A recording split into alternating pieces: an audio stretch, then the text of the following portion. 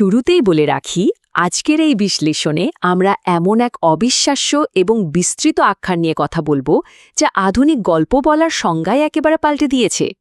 হ্যাঁ, আমরা কথা বলছি কিংবদন্তি ব্যাবস্ট্রং ক্রনিকলস নিয়ে। এই অসাধারণ পাণ্ডুলিপিতে এমন সব শ্বাসরুদ্ধকর বীরত্বের কাহিনী লিপিবদ্ধ আছে যা যে কোনো ধ্রুপদী মহাকাব্যকে অনায়াসেই টেক্কা দিতে পারে। এই ঐতিহাসিক দলিলের প্রতিটি স্তর, প্রতিটি অদ্ভুত চরিত্র আর তাদের লড়াইয়ের পেছনের গভীর অর্থগুলো আজ আমরা একসাথে উন্মোচন করব। তো চলুন আর দেরি না করে সরাসরি ডুব দেওয়া যাক এই রহস্যময় জগতে। আমাদের আজকের যাত্রাপথের একটা ছোট্ট রূপরেখা দেখে নেওয়া যাক। মহাসাগর ও চিকিৎসা ঋণ থেকে শুরু করে গিয়ার 2 এবং সোপম্যান, এরপর কুমিরের আতঙ্ক, ক্রিস্টাল ও লাভ কিংসের রহস্য এবং সবশেষে আমরা দেখব সেই চূড়ান্ত রূপান্তর। তো শুরু করা যাক আমাদের প্রথম অংশ, মহাসাগর ও চিকিৎসা ঋণ সিজন 2 এর সেই বিখ্যাত সমুদ্রযাত্রা। গল্পটা শুরু হতে আমাদের হিরোরা কিন্তু একেবারে ভয়াবহ সামুদ্রিক ত্রাসের মুখোমুখি হয়। ভাবতে পারেন, প্রথমেই ক্র্যাকেন আর কিংবদন্তি মোবিডিকের মতো দানব।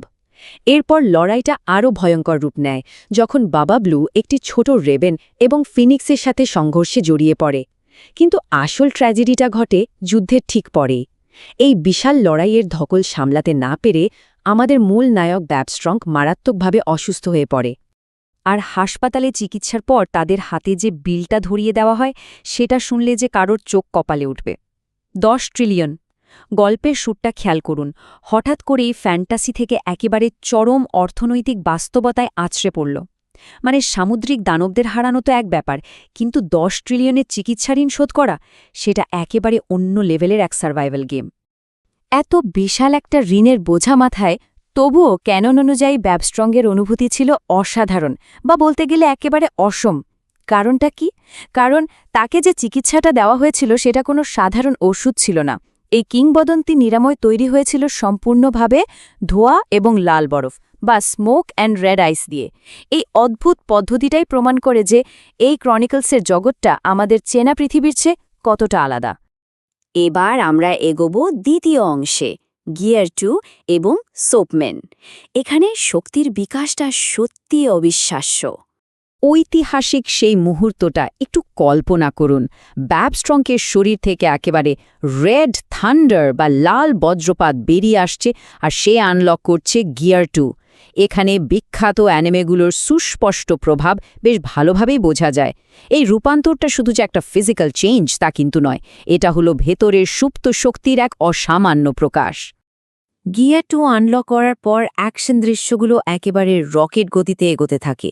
প্রথম বাধা হিসেবে সামনে আসে অয়েলম্যান, কিন্তু আমাদের হিরোরা অত্যন্ত দক্ষতার সাথে তাকে প্রতিহত করে। পবিত্র এই পাণ্ডুলিপির নিজস্ব ভাষায় যদি বলি, অয়েলম্যান শেষ পর্যন্ত ড্রাউন্ড ফ্রম ড্রন হয়ে যায়। হ্যাঁ, ভাষাটা অদ্ভুত হতে পারে, কিন্তু এটা একটা চূড়ান্ত পরাজয়ের দিকেই ইঙ্গিত করে। বিপদের কিন্তু এখানেই শেষ নয়। একটা বিশাল ড্রাগনকে হারানোর ঠিক পরপরই এমন এক খলনায়কের এন্ট্রি ঘটে যা সত্যি অবাক করার মতো। নাম তার জেম বয় দ্য সোপম্যান বা সাবান মানুষ, যার শরীর থেকে অবিরত সাবানের ফেনা বের হতে থাকে। তীব্র লড়াইয়ের পর ব্যাবস্ট্রং তাকেও হারিয়ে দেয়। একের পর এক এমন উদ্ভট শত্রুর মোকাবেলা করাটাই বুঝিয়ে দেয় আমাদের হিরোদের দক্ষতার ঠিক কতটা বেড়েছে। আমরা চলে এসেছি তৃতীয় অংশে, কুমিরের আতঙ্ক এবং সিজন 3 ও 4-এর তীব্রতায়। এই ধাপে শুরু হয় ডাফ্লামিঙ্গোর বিরুদ্ধে সেই মহাকাব্যিক লড়াই, যেখানে বাবা ব্লু সরাসরি একটা অতিকায় টিরেক্স ডাইনোসরে রূপান্তরিত হয়। ভাবা যায়, এরপরই দৃশ্যপটে হাজির হয় নতুন খলনায়ক ক্রোকোডাইল। এই ক্রোকোডাইল নিরীহ শিশুদের ওপর চরম নির্যাতন করছে, পাণ্ডুলিপিতে যাকে বলা হয়েছে টর্চারিং কিডস।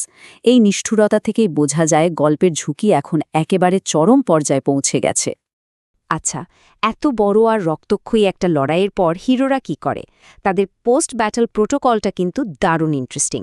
তারা শান্তভাবে একটা ব্লেন্ডারে মিল্কশেক বানায় এবং সেটা পান করে। চরম একটা ভায়োলেন্সের পর সরাসরি এই মিল্কশেক পানের দৃশ্যটা, এই আকস্মিক টোনাল শিফটটা সত্যি এক অদ্ভুত মাস্টারপিস। এরপর আমরা প্রবেশ করছি চতুর্থ অংশে, ক্রিস্টাল আর লাভ কিংস সিজন 5-এর একেবারে গভীর রহস্যে।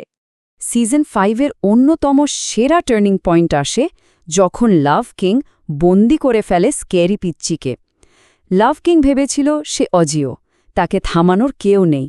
কিন্তু যখন মনে হচ্ছিল সব আশা শেষ, ঠিক তখনই এনসেম্বল কাস্টের সবাই একসাথে হাজির হয় তাকে বাঁচাতে। বন্ধুত্বের এই চূড়ান্ত প্রদর্শনটা সত্যিই দারুণ। এরপর শুরু হয় এক মারাত্মক সন্ধান। ব্যাবস্ট্রংকের এমন একটা ক্রিস্টাল দরকার ছিল যা তাকে চূড়ান্ত শক্তি দিতে পারে। তারা খোঁজ পায় ব্ল্যাকিস নামের এক চরিত্রের, যার কাছে ছিল সেই কাঙ্ক্ষিত টয় টয় ক্রিস্টাল। কিন্তু কোনো আপস বা আলোচনার পথে না গিয়ে ব্যাবস্ট্রং সোজা তাকে ওয়ান শট করে ক্রিস্টালটা ছিনিয়ে নেয়।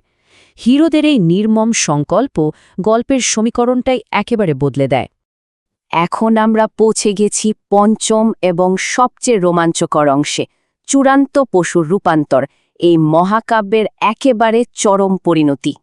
একটা সাধারণ রেস্তোরাঁ, আমাদের হিরোরা সেখানে বিশ্রাম নিচ্ছে। ঠিক তখনই কাটো কামো, যা স্পষ্টতাই আরেকটা পপ কালচার ট্রিবিউট, এবং এ নামের রহস্যময় এক চরিত্র অতর্কিত হামলা চালায়। কিন্তু এতগুলো সিজন পার করার পর ব্যাবস্ট্রং এখন এতটাই পাওয়ারফুল যে সে অত্যন্ত আত্মবিশ্বাসের সাথেই এই পরিস্থিতিটা সামলে নেয়। আর এখানেই উন্মোচিত হয় এই সাগার সবচেয়ে পাওয়ারফুল মুহূর্তগুলো। ব্যাবস্ট্রং রূপান্তরিত হয় ভয়ঙ্কর এক ওয়ারওলফে, হাসেন হয়ে ওঠে ওয়ার্ডেন, মিনি অর্জন করে খিৎসুনের রূপ, আর বাবা ব্লু পরিণত হয় বিধ্বংসী এক ফ্যামন ডেভিলে। এই রূপান্তরগুলো তাদের শক্তির মাত্রাকে একেবারে অন্য এক উচ্চতায় নিয়ে যায়। সিজন 5-এর এই বিশাল বিজয়ের পর মনে হতেই পারে যে গল্পটা হয়তো এখানেই শেষ, কিন্তু আসলে তা নয়। এই প্রাচীন আর রহস্যময় পাণ্ডুলিপি আমাদের এক গভীর এবং অন্ধকার ভবিষ্যতের দিকে নির্দেশ করে, এমন একটা অধ্যায় যা এখনও পুরোপুরি লেখা হয়নি। কারণ এই মহাকাব্যের একেবারে শেষ দিকে লুকিয়ে আছে এক অশুভ সংকেত, শুধু একটা ছোট্ট বাক্য, সিজন 6 আসছে। চারপাশে ছড়িয়ে থাকা তীক্ষ্ণ নকশা আর মাঝখানের ওই রহস্যময় প্রতীকটা এমন এক আসন্ন বিপদের সংকেত দেয় যা আগের সব সিজনকে হয়তো ম্লান করে দেবে। আর এখানেই আমাদের এই বিশ্লেষণ এক বিশাল প্রশ্নের মুখে এসে দাঁড়ায়। এত দানব, $1 ট্রিলিয়ন ঋণ আর চরম বিস্ট রূপান্তরের পর এমন কি হতে পারে যা সিজন 6-এ আমাদের হিরোদের জন্য আরও বড় হুমকি হয়ে আসবে? এই মহাকাব্যের পরবর্তী পাতায় ঠিক কোন অকল্পনীয় ভয়াবহতা লুকিয়ে আছে, সেই উত্তরের অপেক্ষাতেই আমাদের থাকতে হবে। আজকের মতো এই বিশ্লেষণ এখানেই শেষ করছি। এই মহাকাব্যিক যাত্রায় সাথে থাকার জন্য অনেক ধন্যবাদ।